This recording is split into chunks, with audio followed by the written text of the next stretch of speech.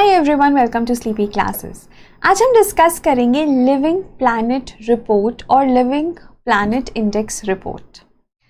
सबसे पहले it is a biennial report. Biennial report का मतलब है कि it is released every 2 years। Latest report 2024 में और उससे पहले 2022 में रिलीज हुई है। Then it is released by World Wide Fund for Nature, an organization by the name of World Wide Fund for Nature. Then हर एक रिपोर्ट का कुछ नाम रहता है। इस रिपोर्ट का नाम है A System in Peril. And all these reports are based on 2 parameters, Living Planet Index and Ecological Footprint. वो क्या है और इस रिपोर्ट की फाइंडिंग्स क्या है, हम इस वीडियो में डिटेल में डिस्कस करेंगे। लेकिन उससे पहले आप सबको दशहरे की बहुत बहुत शुभकामनाएं। एंड अगर आप विक्ट्री कोड यूज़ करते हैं so you can get a 20% off on all our courses and this is valid only till tomorrow, so make the most of it.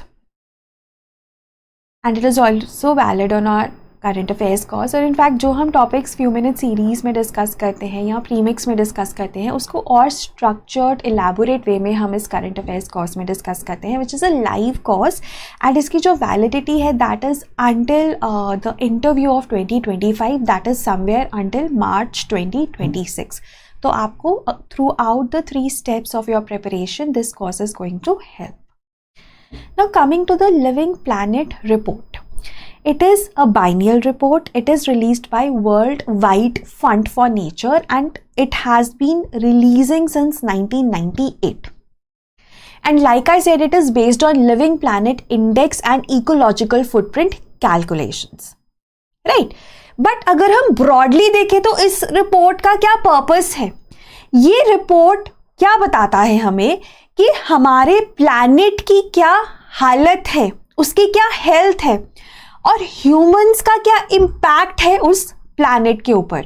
जैसे ब्रॉडली एक जो हम ट्रेंड देखते हैं अक्रॉस डिफरेंट रिपोर्ट्स ऑल्सो, वो ये है कि ह्यूमंस की जो डिमांड है, ह्यूमैनिटी की जो डिमांड है वो इंक्रीज ही होती जा रही है एंड हमारा planet might not be enough to sustain these demands. तो ब्रॉडर जस्ट ये है इस रिपोर्ट का। इनफैक्ट जितनी भी लिविंग प्लैनेट इंडिसेस रिपोर्ट आई हैं उनका जस्ट यही है, बस फाइंडिंग्स बदल जाती हैं। इनफैक्ट जो सिचुएशन है वो बहुत ग्रिम होती जा रही है, सीरियस होती जा रही है, राइट।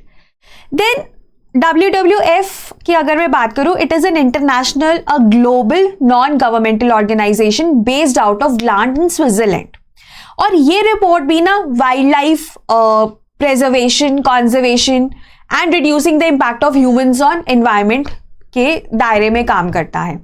इसके इनिशिएटिव्स है लिविंग प्लैनेट रिपोर्ट, इसके इनिशिएटिव्स है earth hour. Last Saturday of March को हर साल हम 1 घंटे के लिए लाइट्स ऑफ करते हैं, नॉन एसेंशियल लाइट्स ऑफ करते हैं। Then debt for nature swaps, जिस पे मैंने अभी रिसेंटली वीडियो भी बनाया है। स्टार्ट यहाँ से हुए थे लेकिन अब तो काफी ज्यादा उनका अडॉप्शन बढ़ गया है across the world. So this is regarding World Wide Fund for Nature. Then let's come to Living Planet Index and Ecological Footprint on which this report is based. Now Living Planet Index का simple purpose है कि wildlife population, wildlife animal की जो population होती है उसकी average trends की बात करता है Living Planet Index. It is not focused on any specific species और उसका number increase हो रहा है, decrease हो रहा है, नहीं।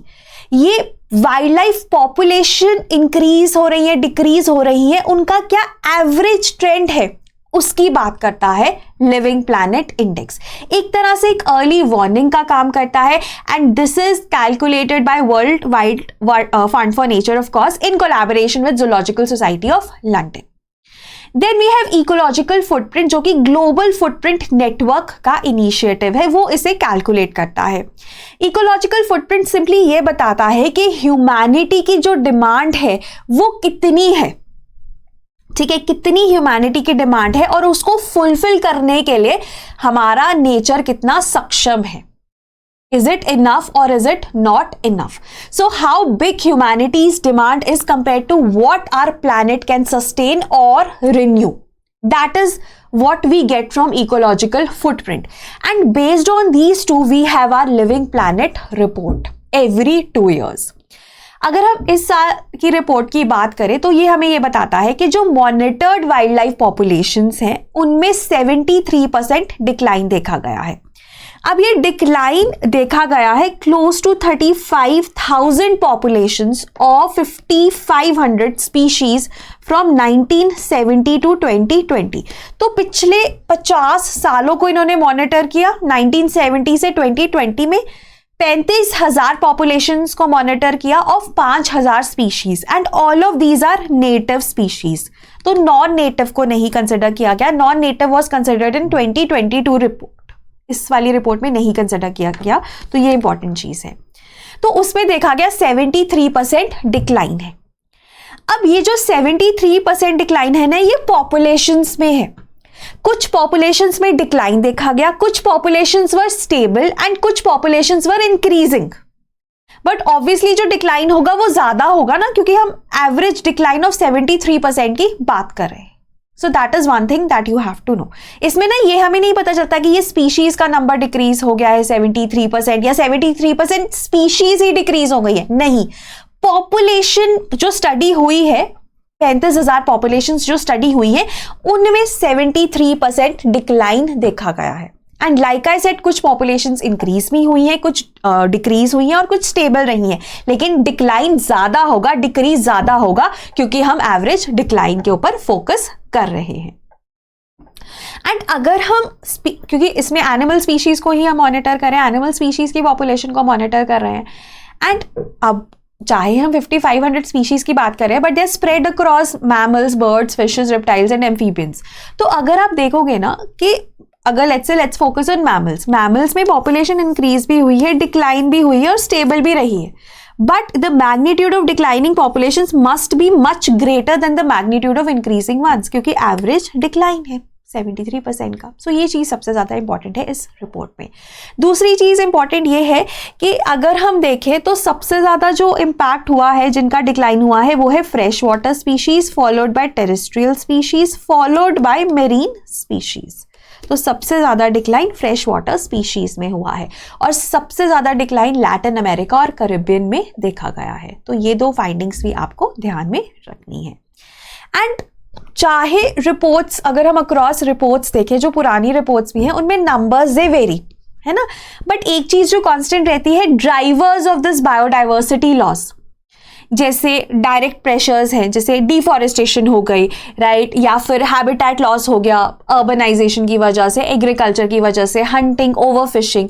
सो these are the biggest drivers of biodiversity loss. और ये ना अक्रॉस कांस्टेंट रहे हैं, इनका क्वांटम इंक्रीज करता जा रहा है। जैसे पहले कम डिफॉरेस्टेशन थी, अब लेट्स से और ज्यादा है, और इसमें जो ऐड हो गया है वो है climate change, right. So these are like the broader findings of this report. हमारे लिए ना फाइंडिंग्स, जो मेन फाइंडिंग्स है वो इंपॉर्टेंट है कि 73% डिक्लाइन देखने को मिला है। जैसे मैं आपके साथ एक बार फिर शेयर कर देती हूँ, 73% डिक्लाइन देखने को मिला है वाइल्ड लाइफ पॉपुलेशंस में, स्पीशीज में नहीं, पॉपुलेशंस में, राइट।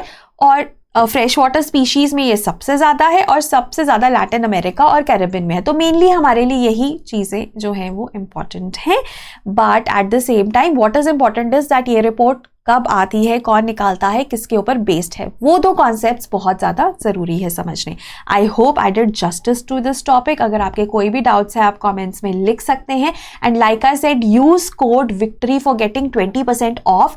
इनफैक्ट जो हमारा GS का लास्ट बैच है, that is also now you can enrol in that batch also. It's a recorded course.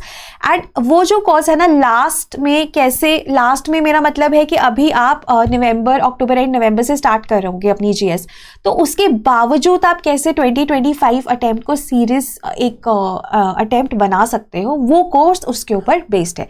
तो सारी इन्फॉर्मेशन अगर आप कमेंट्स में पूछना चाहते हैं पूछ सकते हैं, नहीं तो आप हमारे टोल फ्री नंबर पे कॉल भी कर सकते हैं। That is 1800890304 3। So that was all from my end. Thank you so much. Have a nice day.